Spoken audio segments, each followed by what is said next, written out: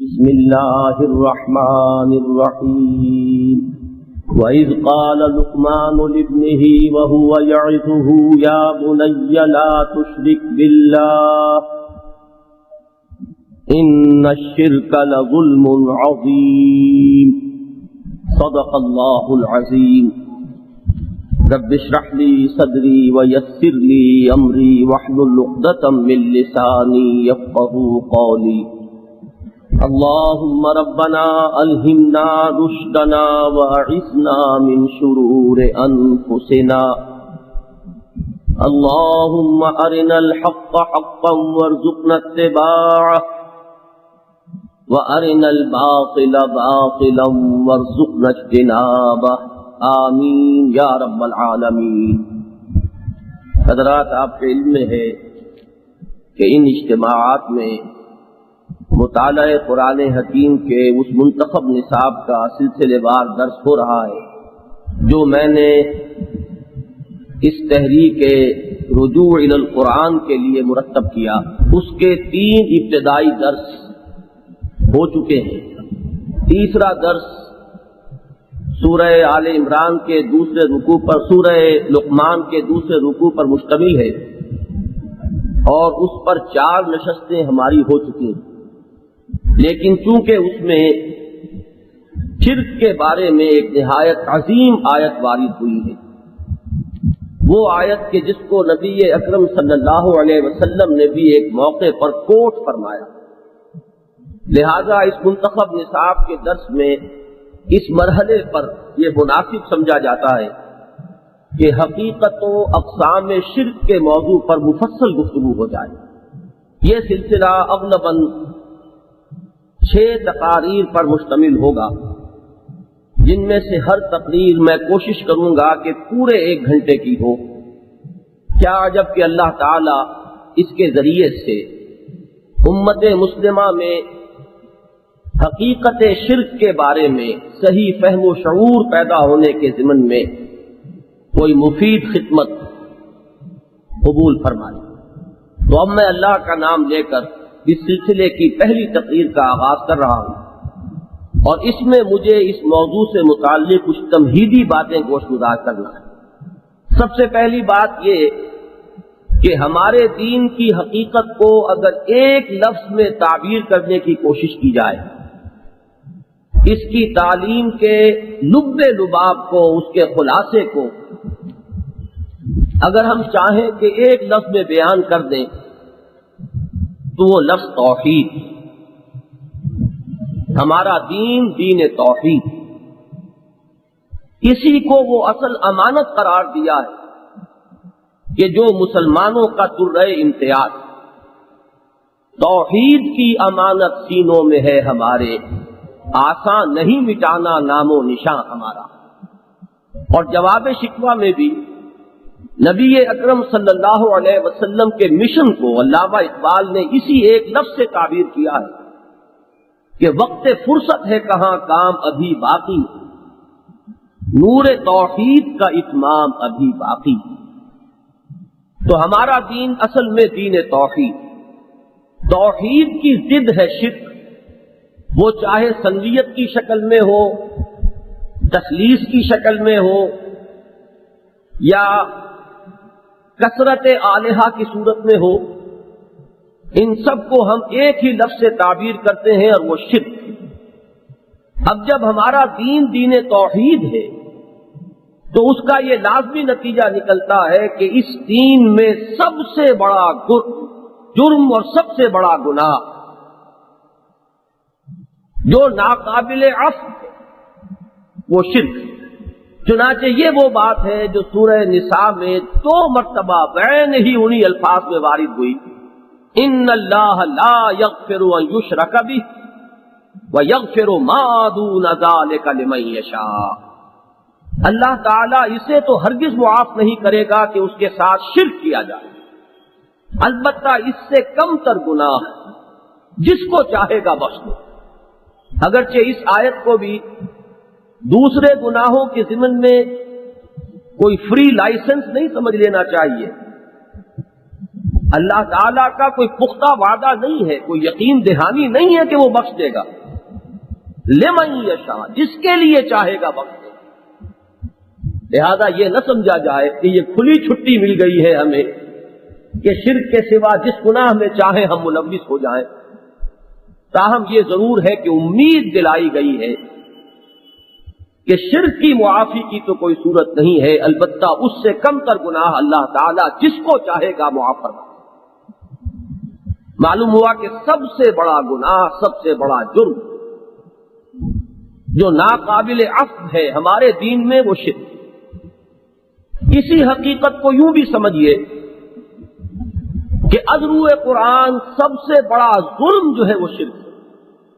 بلکہ اچھی طرح جان لیجئے کہ قرآن مجید میں جہاں بھی لفظ ظلم آتا ہے، اگر سیاق و سباق سے کوئی اور معنی معین نہ ہو رہے ہیں تو وہاں ظلم کے معنی شرک، ظالمین کے معنی مشرکین. چنانچہ جس آیت کے ضمن میں ہم یہ گفتگو کر رہے ہیں اس میں یہ حقیقت بیان ہوئی کہ ان الشرک لظلم عظیم. واقعہ یہ ہے کہ شرک بہت بڑا ظلم. ظلم عربی زبان میں کہتے ہیں وضع الشیء فی غیر محلہ. عدل اور انصاف یہ ہے کہ ہر چیز کو اس کے مقام پر رکھا جائے. ظلم یہ ہے کہ کسی شے کو اس کے اصل مقام سے ہٹا کر کہیں اور رکھ دیا جائے. اب شرک میں دو میں سے ایک صورت ہوتی، یا تو مخلوقات میں سے کسی کو اٹھا کر اللہ کے برابر بٹھایا جاتا ہے، یہ بھی وضع الشیء فی غیر محلہ ہی ہو گیا، یا اللہ کو گرا کر مخلوقات کی صف میں لایا جاتا ہے، یہ بھی وضع الشیء فی غیر محلہ ہی ہے. تو معلوم ہوا کہ ظلم کا سب سے بڑا مصداق جو ہے وہ شرک. چنانچہ ایک اہم واقعہ تھا کہ جس میں حضور نے اس آیت کو کوٹ کیا جیسا کہ میں نے ابتدا میں عرض کیا، اور وہ واقعہ یہ ہے کہ جب سورہ انعام کی وہ آیت نازل ہوئی کہ ای الفریقین احق بالامن ان کنتم تعلمون، اگر تم جانتے ہو تو ذرا بتاؤ کہ دونوں گروہوں میں سے امن اور سکون اور اطمینان اور چین کا زیادہ حقدار کون ہے. ایک گروہ مشرکین ہے، ایک موحدین ہے، ایک صرف ایک اللہ کے ماننے والے، اور ایک وہ جو اس کے ساتھ اور بھی بہت سے معبودوں کو ماننے والے. ان میں سے حقیقی ذہنی سکون اور حقیقی قلبی اطمینان کا مستحق کون؟ یہ سوال کر کے، کوشچن پوز کر کے قرآن مجید اپنے ایک عام اسلوب کے مطابق خود جواب دیتا ہے. الذین آمنوا ولم یلبسوا ایمانہم بظلم اولئک لہم الامن وہم مہتدون. وہ لوگ کہ جو ایمان لائیں اور اپنے ایمان کو کسی ظلم سے ملوث نہ کریں، ظلم کا کوئی شائبہ پیدا نہ ہونے دیں، وہ ہے کہ جن کے لیے امن ہے، سکون ہے، اطمینان ہے اور چین ہے، اور وہی ہے ہدایت پانے والے، اور وہی ہے منزل مراد تک جا پہنچنے. اس پر صحابہ کرام میں تشویش پیدا ہوئی کہ اگر اللہ تعالیٰ کے یہ وعدے مشروط ہیں کہ ایمان کے ساتھ ظلم کی قطعاً آمیزش نہ ہو، تو ایسا کون شخص ہوگا جو کسی نہ کسی درجے میں دوسروں پر یا اپنے اوپر ظلم نہ کرتا. انہوں نے اپنی اس تشویش کو ظاہر کیا نبی اکرم صلی اللہ علیہ وسلم کے سامنے کہ حضور ایسا شخص کون ہوگا جو ظلم سے بالکل بری ہے. آپ غور کیجئے کہ اگر آپ نے ایک لمحہ ضائع کیا، یہ بھی ظلم کیا اپنے اوپر، تو ظلم سے بالکل بری ہونا، ظلم سے بالکل پاک ہو جانا کس فرد بشر کے لیے ممکن؟ اس پر حضور نے تسلی دی کہ اس آیہ مبارکہ میں ظلم سے مراد شرک ہے، اور سورہ لقمان کی اسی آیت کو کوٹ کیا کہ تم نے یہ آیت نہیں پڑھی، وَإِذْ قَالَ لُقْمَانُ لِابْنِهِ وَهُوَ يَعِظُهُ يَا بُنَيَّ لَا تُشْرِكْ بِاللَّهِ إِنَّ الشِّرْكَ لَظُلْمٌ عَظِيمٌ. تو معنی یہ ہوئے کہ وہ لوگ جو ایمان لائیں اس شان کے ساتھ کہ شرک کی کوئی آمیزش نہ رہے، وہ ہے کہ جو امن کے مستحق ہوں گے، اور وہی ہے کہ جو ہدایت پر ہے اور وہی ہے کہ جو اپنی آخری منزل مراد تک پہنچ سکے. عمر صاحب کے سامنے رکھ رہا ہوں. جب ہمارا دین دین توحید ہے تو اس تصویر کا دوسرا رخ یہ ہوا کہ یہاں سب سے بڑا جرم شرک ہے، ناقابل معافی. سب سے بڑا ظلم شرک ہے. اب اس کے برعکس دیکھیے، قرآن مجید میں متعدد مقامات پر حضرت ابراہیم علی نبینا علیہ الصلوۃ والسلام کا ذکر آتا ہے. ان کی جلالت قدر، ان کا جو مقام اور مرتبہ ہے، اس کا آپ کو اندازہ ہے کہ تین نسبتیں ہیں اور تینوں نہایت بلند. اللہ کے ساتھ نسبت یہ ہے کہ خلیل اللہ ہے. یہ خلت الہی کا جو مقام ہے، اچھی طرح نوٹ کر لیجئے. اس کی عظمت شاید اس وقت ظاہر ہوگی جب میں یہ حقیقت آپ کے سامنے رکھوں کہ ہمارے نبی کریم صلی اللہ علیہ وسلم نے یہ فرمایا کہ میرا خلیل صرف اللہ.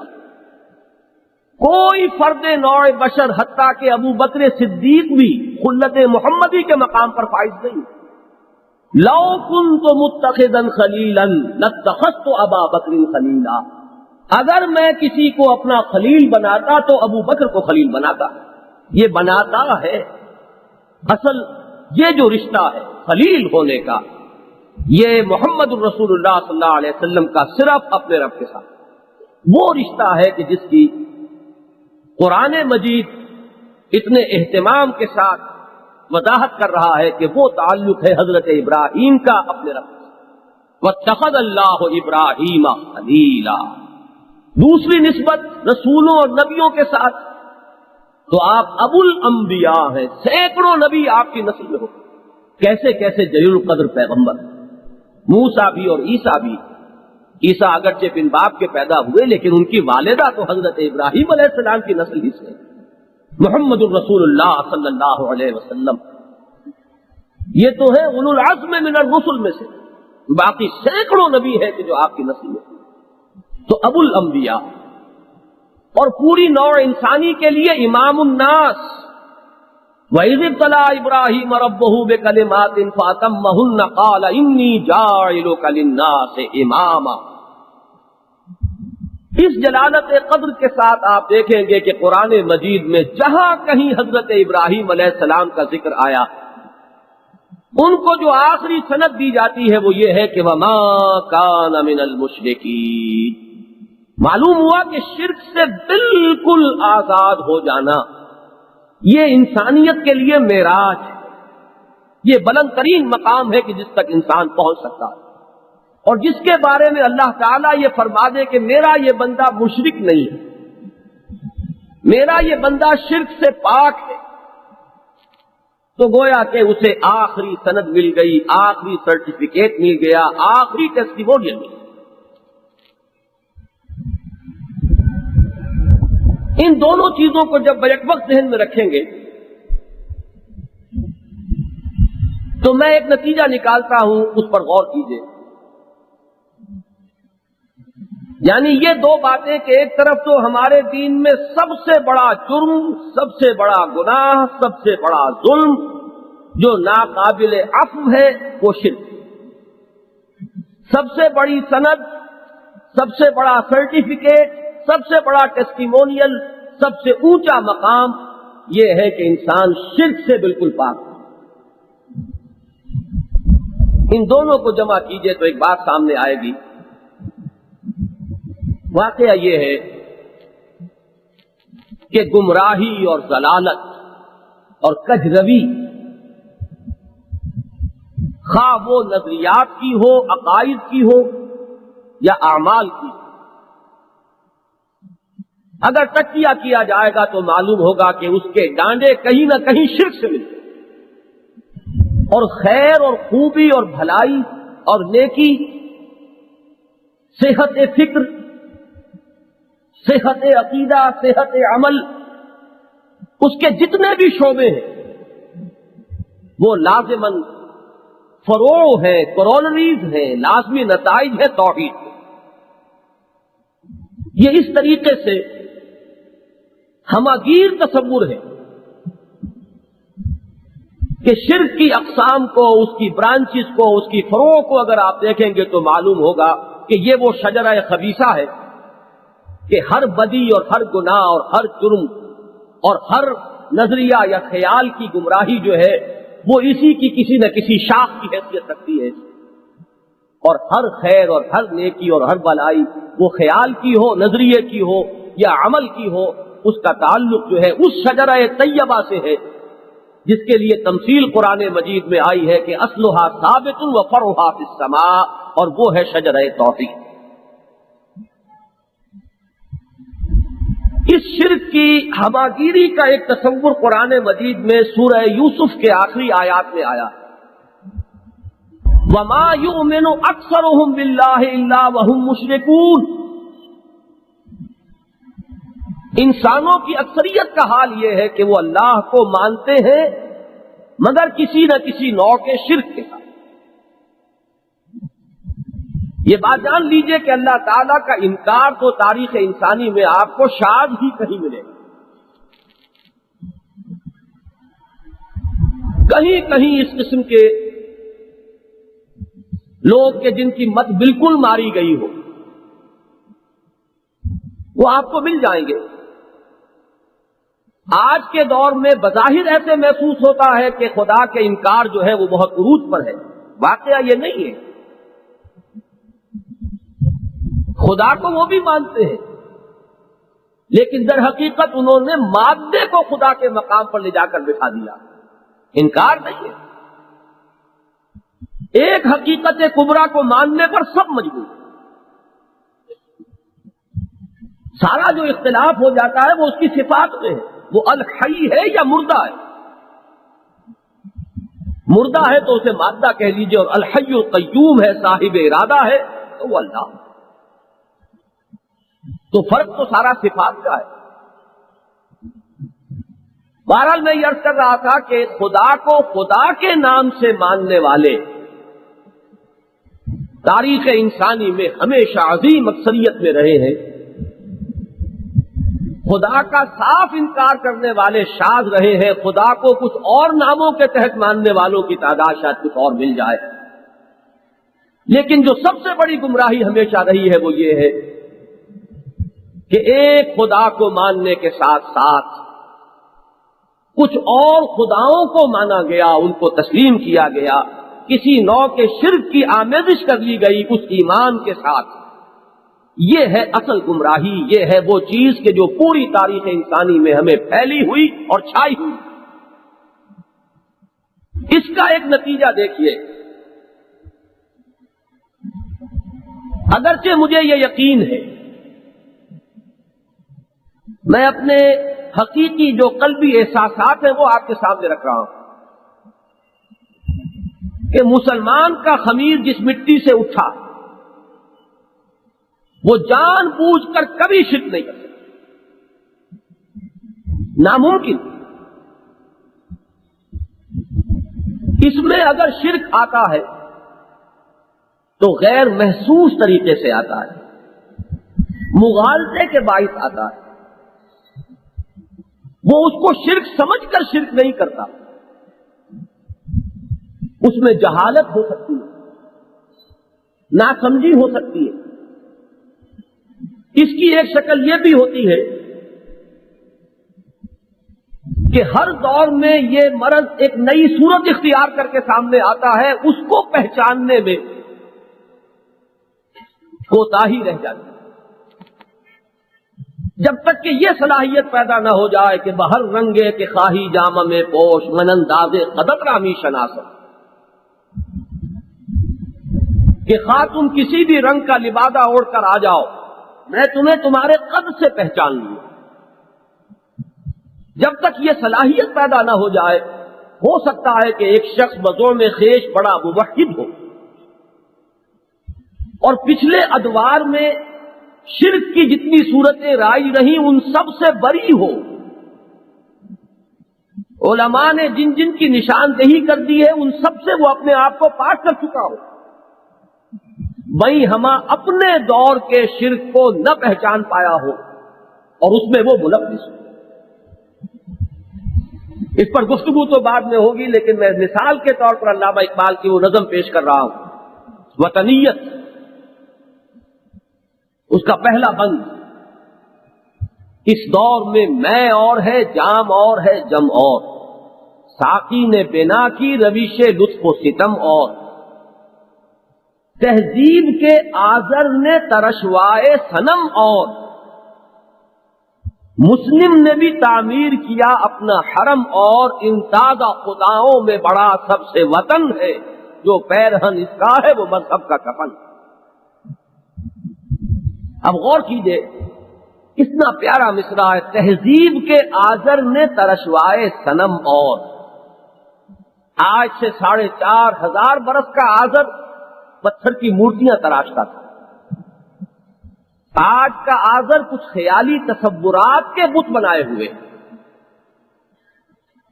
زمانے زمانے کی بات ہے، اس وقت انسان زمین سے زیادہ 5-6 فٹ چھلانگ لگا سکتا ہوگا، آج چاند تک پہنچا ہوا ہے۔ لہذا شرک نے بھی بڑی اونچی اڑان اڑی ہے، بڑی مختلف صورتیں اختیار کی ہیں۔ ضرورت اس عقابی نگاہ کی ہے جو اپنے دور کے شرک کو پہچان سکے۔ اگر یہ نہ ہوگا تو ہو سکتا ہے، جیسا کہ میں نے عرض کیا، کہ ایک شخص اپنے خیال میں پورے خلوص کے ساتھ شرک کی ہر قسم سے اعلان برات کر چکا ہو، عملاً اپنے آپ کو بری کر چکا ہو، لیکن اس کے باوجود وہ کسی نوع کے شرک میں مبتلا ہو، ملوث۔ لہذا ضرورت اس بات کی ہے کہ ایک بڑا جامع اور ہماگیر تصور ہمارے سامنے ہو، اور نہ صرف یہ کہ ہم تمام اقسام شرک کا احاطہ کر لیں اپنے ذہن اور فہم میں، بلکہ ہمارے اندر وہ اجتہادی صلاحیت پیدا ہو جائے کہ شرک جو اور نیا لبادہ اوڑھے اور جو اور نئی شکل اختیار کرے اسے بھی ہم پہچانیں۔ اس کے لیے ضرورت ہے ایک اندرونی بصیرت کی، وہ اصول تلاش کر لیے جائیں کہ جن اصولوں کو اگر مد نظر رکھا جائے تو شرک جس صورت میں بھی آ رہا ہو، جس شکل میں بھی آ رہا ہو، جو نیا بھیس بدلے اور جو نیا لبادہ اوڑھے، اس میں انسان اس کو پہچانے۔ لہذا اس وقت جو گفتگو ہوگی وہ زیادہ تر اقسام شرک کے ذیل میں ہوگی۔ اب اقسام شرک کے سلسلے میں بھی ہمارے ہاں مختلف تقسیمیں ہیں جو علماء نے کی۔ مثلا ایک تقسیم یہ ہے کہ ایک شرک جلی ہے، ایک شرک خفی ہے۔ ایک تو نمایاں شرک ہے، کھلم کھلا شرک ہے، مثلا ایک شخص بت کو سجدہ کر رہا ہے، اور ایک خفی شرک ہے کہ جس کا تجزیہ کر کے پتہ چلتا ہے کہ شرک ہو گیا، وہ نظر نہیں آتا، جس کی مثال جو ہے وہ یہ ہے کہ ایک شخص نماز پڑھ رہا ہے، اور یہ حضور کا فرمان ہے، لیکن جب وہ یہ دیکھتا ہے کہ کوئی مجھے دیکھ رہا ہے تو وہ اپنی نماز لمبی کر دیتا ہے، سجدہ طویل کر دیا۔ حضور نے فرمایا یہ شرک۔ اب بظاہر تو وہی نماز وہ پڑھ رہا ہے، وہی قیام ہے، وہی رکوع ہے، وہی سجود ہے، وہی سورہ فاتحہ اس نے پڑھی ہے، وہی سبحان ربی الاعلیٰ، سبحان ربی العظیم، کوئی اضافہ نہیں، سوائے اس کے کہ ذرا وقفہ جو ہے وہ بڑھ گیا ہے۔ اگر پہلے 10 سیکنڈ کا سجدہ ہو رہا تھا تو اب 15 سیکنڈ کا ہو گیا، لیکن تجزیہ کیجئے تو معلوم ہوگا کہ اس ایک سجدے کے 2 مسجود ہو گئے۔ 10 سیکنڈ کا سجدہ تو اللہ کے لیے تھا، لیکن بقیہ 5 سیکنڈ کا سجدہ جو ہے وہ اس شخص کے لیے ہے جسے وہ دکھا رہا ہے۔ اس ایک سجدے کے 2 مسجود ہو گئے، اور یہی شرک ہے۔ تو ایک ہے شرک جلی اور ایک ہے شرک خفی۔ ایک اور تقسیم اس اعتبار سے کی گئی ہے کہ ایک ہے شرک عقیدے کا اور ایک ہے شرک عمل۔ ایک شخص مانتا ہے معبودوں کو نام لے کر، ایک شخص وہ ہے کہ جو کسی معبود کو نام لے کر تو نہیں مان رہا، لیکن اگر تجزیہ کیا جائے تو معلوم ہوتا ہے کہ اس کے عمل میں شرک ہے، مثلا نفس پرستی شرک ہے کہ ایک طرف حکم ہے اللہ کا اور ایک طرف خواہش ہے اپنے نفس کی. ہم کتنے ہی مواقع پر اللہ کے حکم کو پسے پش ڈال کر اپنے نفس کی خواہش کو مقدم کرتے ہیں. اس وقت ہمارا اصل معبود کون ہے؟ ہمارا نفس. ارأیت من اتخذ الہہ ہواہ، اے نبی کیا آپ نے غور کیا اس شخص کے حال پر جس نے اپنی خواہش نفس کو اپنا معبود بنا لیا؟ یہاں نوٹ کیجئے کہ لفظ الہ استعمال ہوا ہے تاکہ کوئی مغالطہ نہ رہے. جو ہمارے کلمہ طیبہ اور کلمہ شہادت کا لفظ ہے لا الہ الا اللہ. ارأیت من اتخذ الہہ ہواہ افانت تکون علیہ وکیلا، کیا آپ نے غور کیا اس شخص کے حال پر جس نے اپنی خواہش نفس کو اپنا معبود بنا لیا؟ تو کیا آپ ایسے شخص کی ذمہ داری لیں گے؟ معلوم ہوا کہ عمل میں شرک ہو رہا ہے، عقیدے میں شرک نہیں. اس شخص نے کبھی بھی اپنے نفس کو معبود مانا نہیں، بلکہ آپ اس سے کہیں گے تو وہ آپ کا سر پھوڑ دے گا، لیکن عمل میں اس کے شرک موجود ہے. اسی ذیل میں آئے گی حضور کی وہ حدیث کہ تعس عبد الدینار وعبد الدرہم، ہلاک ہو جائے درہم و دینار کا بندہ. وہاں لفظ عبد لایا گیا، عبادت. یا ایھا الناس اعبدوا ربکم الذی خلقکم. روپے اور پیسے کی پوجا کس نوعیت سے ہوتی ہے؟ روپے کو کسی نے معبود نہیں مانا لیکن اس کی بندگی کر رہا. اس کا نام خواہ عبد الرحمن ہو اور عبداللہ ہو، اصل میں وہ عبد الدینار ہے اور عبد الدرہم. اب آپ غور کیجئے کہ ہم میں سے کتنے ہوں گے جو ان دونوں چیزوں کے اندر ملوث نہ ہو. اگر کوئی 70% اللہ کے احکام مان رہا ہے تو 30% میں کوتاہی ہے. اب یہ کوتاہی آپ صرف ایک منفی قدر اس کو نہ سمجھیے، کمی ہے، کوتاہی ہے، نہیں. وہاں مثبت طور پر آپ کسی اور کی بندگی کر رہے ہیں. نفس کی بندگی ہو رہی ہے، پیسے کی بندگی ہو رہی ہے، شہرت کی پوجا ہو رہی ہے، اقتدار کی پوجا ہو رہی ہے. تو معلوم ہوا کہ ہماری زندگیوں میں یہ دونوں عبادتیں، دونوں پرستشیں، دونوں پوجائیں ساتھ ساتھ چل رہی ہیں. یہ شرک نہیں تو اور کیا ہے؟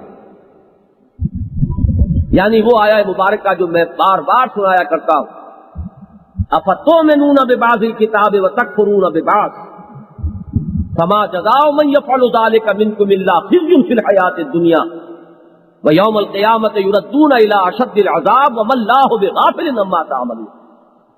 تو کیا تم ہماری کتاب اور شریعت کے ایک حصے کو مانتے اور ایک کو نہیں مانتے؟ تو تم میں سے جو کوئی یہ جرم کرے گا اس کی سزا اس کے سوا اور کچھ نہیں ہے کہ اسے دنیا میں ذلیل و خوار کر دیا جائے اور آخرت میں اسے شدید ترین عذاب میں جھونک دیا جائے. اب یہ شدید ترین عذاب کے الفاظ جو اشد العذاب، اس پر غور کیجئے تو بات سمجھ میں آ جائے گی کہ یہ شرک ہے، یہ وہ جرم ہے کہ جس کے بارے میں اللہ نے فرما دیا کہ اس کی بخشش کا کوئی سوال نہیں. تو دو تقسیمیں میں نے آپ کے سامنے رکھی، شرک جلی، شرک خفی، شرک عقیدہ اور شرک عملی. امام ابن تیمیہ رحمۃ اللہ علیہ کا بڑا اونچا مقام ہے ان مباحث میں. ان کی اصطلاحات بھی آپ کو سنا دوں. شرک فی المعرفہ، اللہ کی پہچان میں شرک ہو گئے. اور شرک فی الطلب، ہمارے اس منتخب نصاب میں بحث آئے گی تفصیل کے ساتھ سورہ حج کے آخری رکوع کے ضمن میں. ضعف الطالب والمطلوب، ہر انسان کی زندگی کا آپ تجزیہ کریں گے تو آپ کو ملے گا کہ وہ کسی مقصود اور مطلوب کو معین کر کے دوڑ رہا ہے.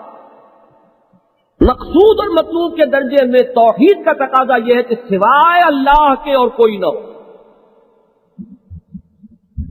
یہ لا الہ الا اللہ جو ہے اس اعتبار سے اس کا مفہوم ہے لا مقصود الا اللہ، لا مطلوب الا اللہ، لا محبوب الا اللہ۔ اگر مقصود اور مطلوب اور محبوب ہونے کے اعتبار سے کوئی اور اللہ کے برابر ہو گیا تو یہی تو شرک ہے۔ بتوں سے تجھ کو امیدیں، خدا سے نو امیدی، مجھے بتا تو صحیح اور کافری کیا ہے۔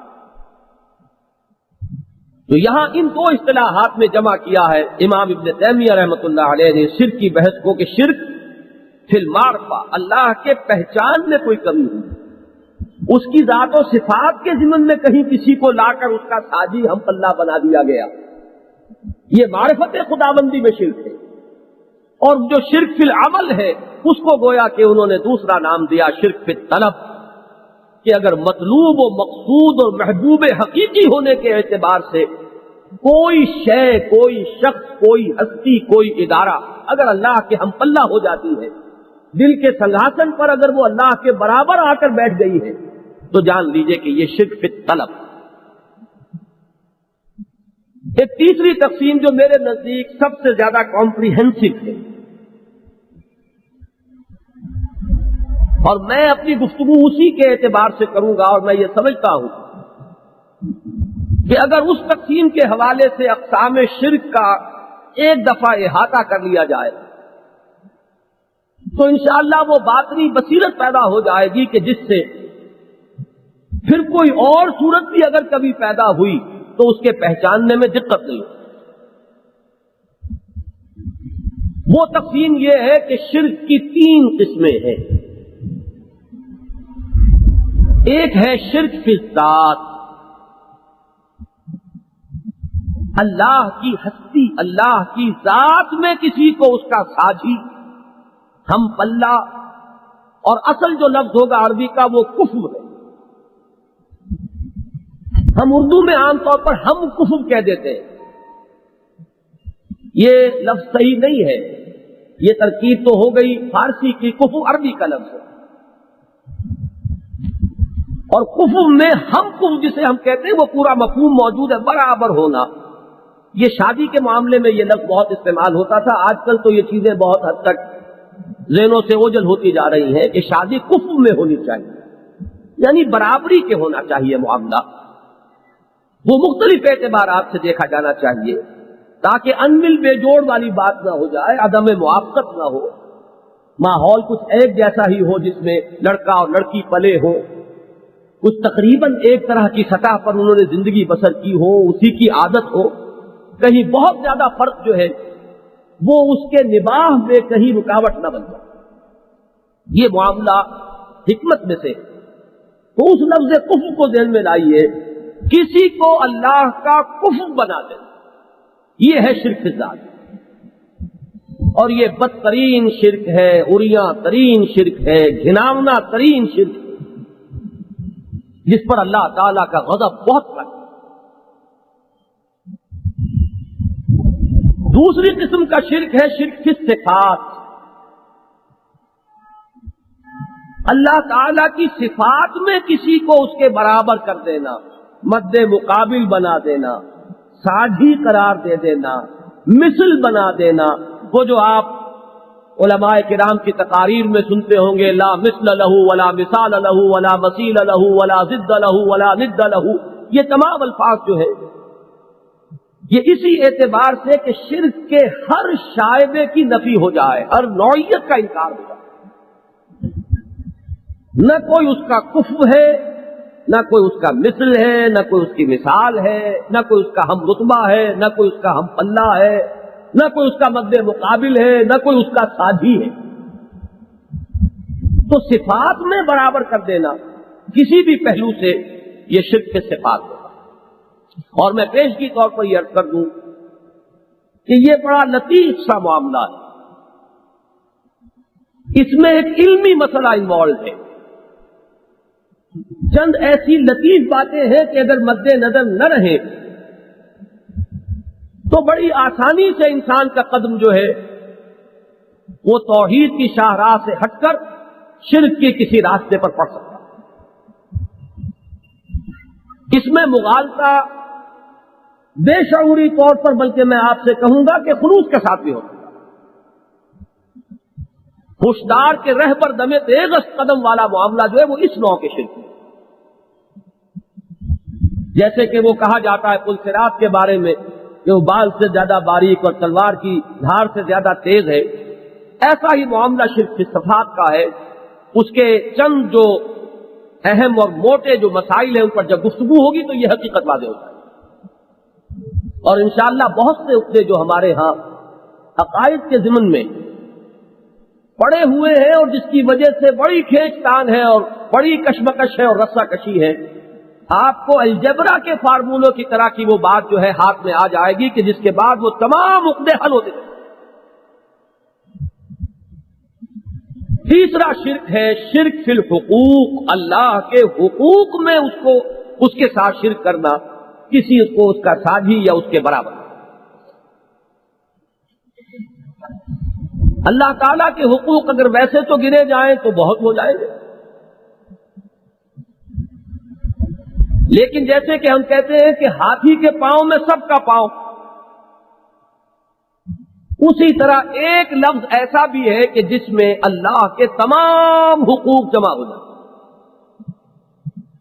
اور وہ لفظ عبادت ہے، جو تمام انبیاء اور رسول کی دعوت کا مرکزی نقطہ رہا۔ یا ایھا الناس اعبدوا ربکم الذی خلقکم والذین من قبلکم لعلکم تتقون، یا قوم اعبدوا اللہ ما لکم من الہ غیرہ ان اعبدوا اللہ واطیعون۔ یہ جو انسان کی غایت تخلیق ہے، اس کی زندگی کا مقصد ہے، وما خلقت الجن والانس الا لیعبدون۔ اس عبادت میں شرک، اللہ تعالی کے تمام حقوق آ گئے اس لفظ عبادت میں، تو شرک فی الحقوق کو آپ کہہ سکتے ہیں شرک فی العبادت۔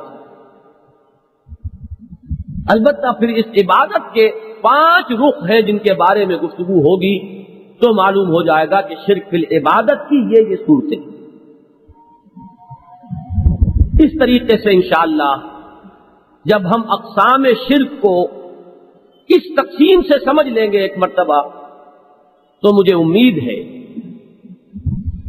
کہ نہ صرف یہ کہ اس وقت جو دنیا میں شرک ہے یا جو قدیم شرک پائے گئے ہیں ان کا فہم اور شعور حاصل ہو جائے گا، بلکہ جیسا کہ میں نے عرض کیا وہ بصیرت پیدا ہو جائے گی کہ جس کے نتیجے میں آئندہ بھی اگر یہ برس کسی اور صورت میں ظاہر ہو تو اس کو سمجھنے کی استعداد بھی پیدا ہو۔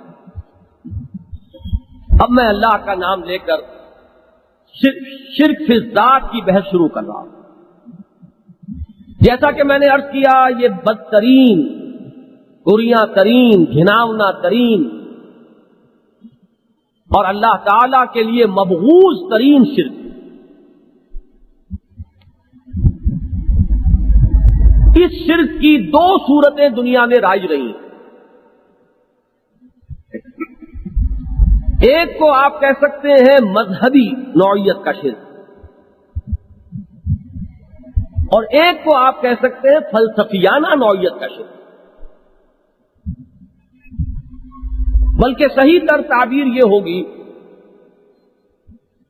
کہ پہلا شرک وہ ہے جو ان قوموں میں پیدا ہوا کہ جو اپنے آپ کو رسولوں سے منسوب کرتی ہیں اور جو آسمانی ہدایت پر یقین رکھتی ہیں، اور دوسرا وہ ہے کہ جو ان قوموں میں پیدا ہوا کہ جن کے مذاہب کی اصل حقیقت فلسفیانہ ہے، کچھ حکماء اور فلاسفہ کے فکر اور ان کی سوچ پر ان کے مذہب کی بنیاد پائے۔ اب پہلی نوعیت کو لیجئے، وہ یہ ہے کہ اللہ کا کسی کو بیٹا یا بیٹی قرار دیا۔ ظاہر بات ہے کہ بیٹا یا بیٹی یہ تو ہم جنس ہم نوع ہوئے، مغل کا بیٹا مغل، سید کا بیٹا سید، انسان کا بیٹا انسان، گھوڑے کا بیٹا گھوڑا، معلوم ہوا کہ یہ بالکل برابری والا معاملہ ہے، نوع میں، جنس میں، مرتبے میں، ہر اعتبار سے کفر جو ہے وہ یہی وجہ ہے کہ اس نوع کے شرک پر اللہ تعالی کا غضب بہت بھڑکتا ہے۔ اور یہ کس قدر قابل تعجب بات ہے، ستم ظریفی دیکھیے کہ اس نوع کے شرک میں مبتلا وہ ہوئے جو نبیوں اور رسولوں کے ماننے والے، جلیل القدر پیغمبروں کی طرف اپنے آپ کو منسوب کرنے والے، آسمانی ہدایت کا دم بھرنے والے، اللہ کی کتابوں کے ماننے والے۔ چنانچہ ایک طرف تو لیجئے کہ مشرکین عرب جو اپنے آپ کو منسوب کرتے تھے اس موحد اعظم حضرت ابراہیم علی نبینا علیہ الصلوۃ والسلام کی طرف، جن کا دعویٰ یہ تھا کہ ہم حنیفی ہیں، یعنی دین حنیف پر ہیں، وہی دین حنیف جو دین کے حضرت ابراہیم کا تھا۔ ان کا حال یہ تھا کہ انہوں نے فرشتوں کو خدا کی بیٹیاں قرار دیا۔ حضرت عزیر علیہ السلام کو ابن اللہ کہا گیا، اللہ کا بیٹا مانا۔ تورات کو اگر آپ پڑھ جائیے تو معلوم ہوگا کہ شرک کی مذمت وہاں جس شدت کے ساتھ آئی، شرک کو تعبیر کیا گیا ہے زنا کے ساتھ، وہاں بار بار آپ کو یہ تمثیل ملے گی کہ جیسے کسی شخص کی بیوی جو ہے وہ زنا کی مرتکب ہو اور اپنے شوہر سے بے وفائی کرے، بالکل یہی طرز عمل ہے اس شخص کا جو اللہ تعالیٰ کے ساتھ بے وفائی کر رہا ہے اور شرک کر رہا ہے۔ جہاں حضرت موسیٰ علیہ السلام نے شرک کی سزا کے طور پر وہ ارتداد کا قتل جو یہاں ہمارے ہاں مابہ النزاع بنا ہوا ہے، ہزاروں اسرائیلیوں کو تحت کیا، لیکن اسی قوم میں یہ شرک پیدا ہوا کہ انہوں نے حضرت عزیر علیہ السلام کو خدا کا بیٹا کہا، اور یہ مرض اپنی انتہا کو پہنچا ہے، یہ گمراہی اپنے نقطۂ عروج کو پہنچی ہے۔ عیسائیوں کے ہاں جنہوں نے حضرت مسیح علیہ السلام کو خدا کا بیٹا قرار دیا، یہودیوں میں تو وہ ایک دور بھی تھا اور ان کے کچھ فرقے تھے جنہوں نے ایسا کیا، مسیحیت کل کی کل جو ہے وہ اسی عقیدے پر مبنی، اور انہوں نے تو غلو کیا ہے اس درجے کہ انہوں نے صراحت کی ہے کہ اللہ کا صلبی بیٹا، لفظ ولد استعمال ہوا۔ یہاں یہ ذہن میں رکھیے کہ ابن کے لفظ میں دو احتمالات ہیں۔ ابن عربی زبان میں کسی تعلق اور نسبت کو بھی ظاہر کرتا ہے، ضرورت نہیں کہ وہ باپ اور بیٹے ہی کی نسبت ہو۔ مثلاً آپ ابن الوقت کہتے ہیں، وہ وقت کا بیٹا نہیں، یعنی جس کا بندھن، جس کا تعلق جو ہے وقت سے ہے، وقت وقت کی بات ہے، مرد بعد نما ہے، ہوا ادھر کی چل رہی ہو تو ادھر کو اس کا رخ ہے، اور ادھر کی چل پڑے تو ادھر کو رخ ہو جائے گا، وہ ابن الوقت ہے۔ ابن السبیل کہتے ہیں راستہ چلنے والا مسافر، راستے کا بیٹا نہیں لیکن راستے کے ساتھ جڑا ہوا ہے، چلا جا رہا ہے۔ تو ابن کا لفظ جو ہے وہ ذو معنیین ہے، اس میں احتمال ہے، اور اسی معنی میں اصل میں حضرت مسیح علیہ السلام نے، جہاں تک اناجیل اربعہ کا تعلق ہے اس کا اگر ہم مطالعہ کریں تو معلوم ہوتا ہے کہ وہ اس معنی میں لفظ استعمال کرتے رہے بطور استعارہ، کہ جیسے ابھی میں نے بتایا کہ تورات میں آپ کو شرک کے لیے زنا کی تمثیل ملی، کہ جیسے بیوی جو ہے اپنے شوہر سے بے وفائی کرتی ہے زنا کا ارتکاب کر کے، اسی طرح ایک شخص اپنے رب سے بے وفائی کا مرتکب ہو رہا ہے شرک کر کے۔ اسی کے برعکس دیکھیے تو اس نسبت کو جو باپ اور بیٹے کے درمیان ہے کہ باپ پالتا ہے، پوستا ہے، پروان چڑھاتا ہے، پرورش کرتا ہے اپنے بیٹے کی، اسی معنی میں اللہ کو رب ہونے کی حیثیت سے آسمانی باپ اور انسانوں کو اس کے بیٹے قرار دیا۔ اس معنی میں حضرت مسیح اناجیل جو ہے موجودہ ان میں بھی آپ کو یہ نظر آئے گا کہ جہاں وہ میرا آسمانی باپ کہتے ہیں وہاں تمہارا آسمانی باپ بھی کہتے ہیں۔ یہ نہیں ہے کہ انہوں نے ایکسکلوسیولی اپنے ہی لیے لفظ استعمال کیا، بلکہ وہ تمام نوع انسانی کا آسمانی باپ استعارے کے طور پر آیا، لیکن یہ کہ انہوں نے آگے بڑھا کر اس عقیدے کو جہاں پہنچایا ہے وہ لفظ ولد ہے، ولد کے معنی اور کوئی نہیں۔ ولد جو ہے وہ تو پھر سلبی بیٹا ہے، سلبی بیٹی ہے، ولد کا لفظ دونوں کے لیے استعمال ہو جائے گا، اولاد میں بیٹے اور بیٹیاں دونوں آ جائیں۔ لیکن اس میں کوئی استعارے کا، کوئی اور تعلق کا معاملہ نہیں ہے۔ تو یہ جان لیجئے کہ یہ قرآن مجید نے عیسائیوں کے بارے میں تو دونوں باتیں کہیں کہ انہوں نے ابن اللہ بھی قرار دیا اور ولد اللہ بھی قرار دیا، اتخذ اللہ ولدا۔ لیکن یہودیوں کے بارے میں صرف ایک الزام قرآن نے لگایا ہے کہ انہوں نے حضرت عزیر علیہ الصلوۃ والسلام کو ابن اللہ، اور جو مشرکین عرب تھے ان کے بارے میں آتا ہے کہ انہوں نے فرشتوں کو خدا کی بیٹیاں قرار دی۔ اب آپ دیکھیے سورہ اخلاص جو توحید کے موضوع پر جامع ترین سورت ہے، اس میں آپ دیکھیں گے 4 آیتوں میں سے پہلی 2 آیتیں جو ہیں وہ تو فلسفیانہ ہیں، بہت بلند ہیں، ان پر اس وقت گفتگو نہیں ہوگی۔ لیکن آخری 2 آیات جہاں آ کر مضمون سب سے زیادہ نمایاں ہوتا ہے وہ اسی نوع کے شرک سے متعلق ہے۔ قل هو اللہ احد اللہ الصمد، یہ تو 2 آیات وہ ہیں جو میں نے عرض کیا بہت بلند پایا فلسفیانہ مفہوم کی حامل۔ لم یلد ولم یولد ولم یکن لہ کفوا احد، یہ 2 آیات ہیں جو اس نوع کے شرک کی نفی کر رہی ہے۔ نہ اس نے جنا نہ وہ جنا گیا، ان تمام رشتوں سے وہ بالکل پاک ہے، نہ کوئی اس کا باپ ہے، نہ اس کی ماں ہے، نہ کوئی اس کا بیٹا ہے، نہ اس کی کوئی بیٹی ہے۔ اور پھر جو اس کا مفہوم بیان کیا گیا، جو نتیجہ نکالا گیا، وَلَمْ يَكُنْ لَهُ كُفُوًا أَحَدٌ، اس کا کفو کوئی نہیں، اس کا برابر کا کوئی نہیں ہے، اس کا ہم پلہ کوئی نہیں ہے، اس کا ہم جنس کوئی نہیں ہے، اس کی نوع کا کوئی نہیں ہے۔ یہ اس اعتبار سے جو نفی ہو رہی ہے وہ سورہ بنی اسرائیل کی آخری آیت جو شرک پر بڑی جامع آیت، جس میں 4 اسلوب اختیار کیے گئے شرک کی نفی کے، اس میں سب سے پہلا یہی ہے وَقُلِ الْحَمْدُ لِلَّهِ الَّذِي لَمْ يَتَّخِذْ وَلَدًا وَلَمْ يَكُنْ لَهُ شَرِيكٌ فِي الْمُلْكِ وَلَمْ يَكُنْ لَهُ وَلِيٌّ مِّنَ الذُّلِّ وَكَبِّرْهُ تَكْبِيرًا۔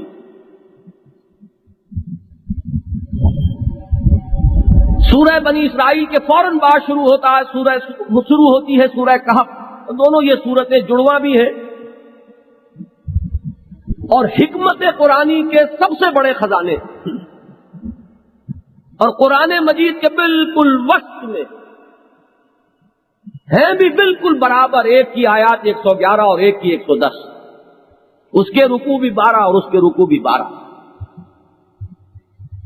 سورہ کہف کے پہلے رکوع میں ذکر ہو رہا ہے وَيُنذِرَ الَّذِينَ قَالُوا اتَّخَذَ اللَّهُ وَلَدًا مَا لَهُم بِهِ مِنْ عِلْمٍ وَلَا لِآبَائِهِمْ كَبُرَتْ كَلِمَةً تَخْرُجُ مِنْ أَفْوَاهِهِمْ إِنْ يَقُولُونَ إِلَّا كَذِبًا۔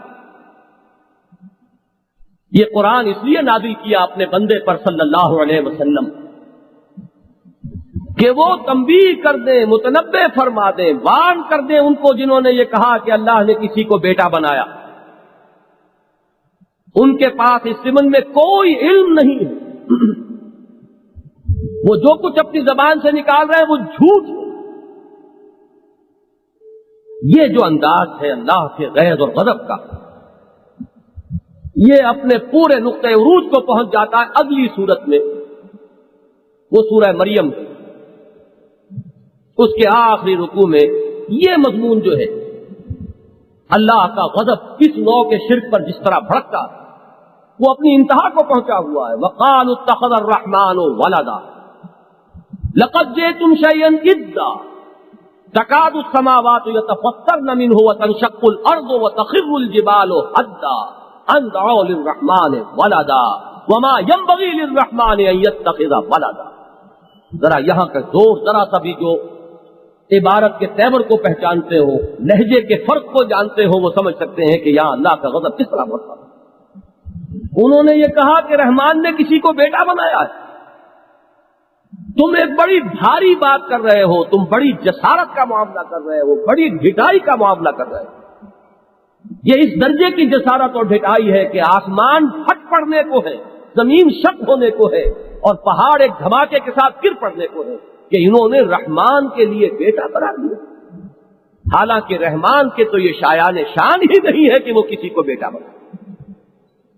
یہ جو آخری ٹکڑا ہے یہ بہت قابل غور ہے. شایان شان نہ ہونے کی وجہ کیا ہے؟ بڑی سادہ سی بات ہے، لیکن پیش پا افتادہ حقائق جو ہوتے ہیں وہ بسا اوقات نگاہوں سے اوجھل ہو جاتے ہیں. یہ اولاد کی ضرورت اصل میں ہوتی ہے اس لیے کہ کوئی ہستی خود فانی. اگر آپ کا بقا جو ہے وہ انشورڈ ہو، آپ کو رہنا ہی رہنا ہے ہمیشہ، آپ کسی اولاد کی ضرورت نہیں. یہ بقائے نو اور بقائے نسل کے لیے اولاد ہے. جو فانی ہے وہ یہ محسوس کرتا ہے کہ میری اولاد کی شکل میں میری ہستی کا ایک تسلسل برقرار رہے گا. اس لیے تو روتے ہیں وہ جن کے اولاد، خاص طور پر اولاد نرینہ نہیں، کہ ہمارا نام مٹ جائے گا.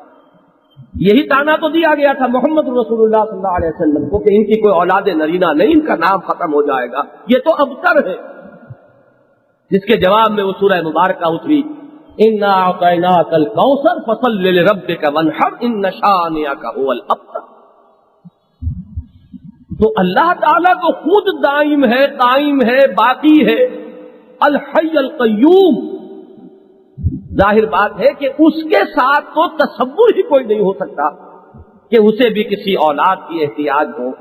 اس لیے تو ضرورت اصل میں ہے ان کے لیے جو فی نفس ہی بذات ہی جو فانی ہے، انہیں ضرورت ہوگا. وما ينبغي للرحمن ان يتخذ ولدا. رحمان کے تو یہ شایان شان ہی نہیں ہے کہ وہ کسی کو اپنا بیٹا بنا. سورہ انعام کی بڑی پیاری آیت ہے، بدیع السماوات والارض انا یکون له ولد ولم تکن صاحبہ. بیٹا یا بیٹی مانو گے تو پہلے اس کے لیے کوئی بیوی مانو. عجیب بات یہ ہے کہ کوئی بھی بیوی ماننے کو تیار نہیں ہے، تو کیسے اس کی اولاد ہو جائے گی؟ وہ تو بدیع ہے. بدیع کے دونوں مفہوم یہاں ذہن میں رکھیے. ایک مبدع، اس میں فاعل سے اس میں یہ صفت بنا ہو فعیل کے بدن پر، یعنی کائنات کو ایکس نیہیلو کریٹ کرنے والا، کہ عدم محض سے وجود بخشنے والا، وہ ہے وہ بدیع.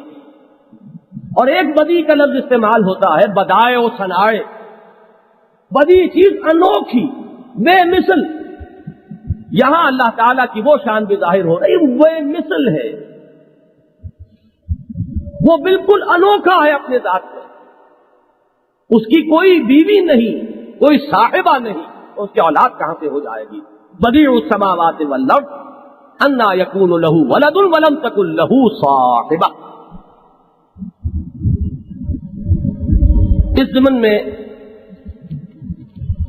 قرآن مجید نے مشرکین عرب کے ذکر میں کچھ لطیف طنز بھی کیے کہ عیسائیوں اور یہودیوں نے اللہ کو بیٹے دیے بزوں میں خیش، لیکن تم نے کمال کیا کہ الاٹ بھی کیے تو بیٹیاں کی. افاصفاکم ربکم بالبنین واتخذ من الملائکۃ اناثا انکم لتقولون قولا عظیما. یہ وہی سورہ بنی اسرائیل. یہ بڑی عجیب بات ہے کہ اللہ نے تمہیں تو ترجیح دے دی ہے کہ بیٹے تمہیں عطا کر دیے اور خود اپنے لیے اس سے بیٹیاں رکھی. تم بڑی بھاری بات اپنی زبان سے نکال رہے ہو. سورہ والنجم میں فرمایا الکم الذکر ولہ الانثی تلک اذا قسمۃ ضیزی.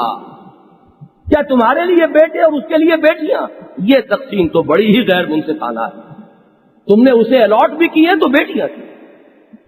یہی بات سورہ صافات کے اس آخری حصے میں جو انشاءاللہ کل ہم پڑھیں گے، اصطفى البنات علی البنین ما لکم کیف تحکمون. کیا اللہ نے بیٹوں کو چھوڑ کر اپنے لیے بیٹیاں اختیار کر لی؟ کیا بات کر رہے ہو؟ کچھ عقل سے. اقول قولی ھذا واستغفر اللہ لی ولکم ولسائر المسلمین والمسلمات.